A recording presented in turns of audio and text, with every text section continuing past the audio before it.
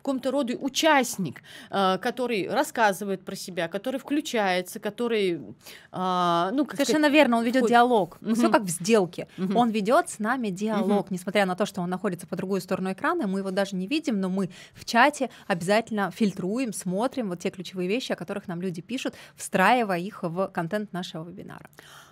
То есть, если я тебя правильно услышала, встраивая, то есть контент уже не как раньше заучил наизусть и пофигачил говорить, а контент, ну, становится более гибким в вебинаре, Ну, который... конечно, это и в идеале это живая беседа. Мгм. Что у тебя идет по слайду? У меня часто бывают слайды живут свою жизнь, а я живу свою жизнь, и я перестраиваю слайды в моменте, перекидывая что-то, удаляя на ходу, говоря, нет, мы об этом сейчас не будем говорить, мы поговорим об этом, а к этому вернемся потом. Это живая система, гибкая, да, у которой есть точно так же свои Мгм. какие-то стороны, которые мы сейчас Мгм. подсветим, другую позже, просто потому что люди сегодня на вебинар пришли вот такие-то.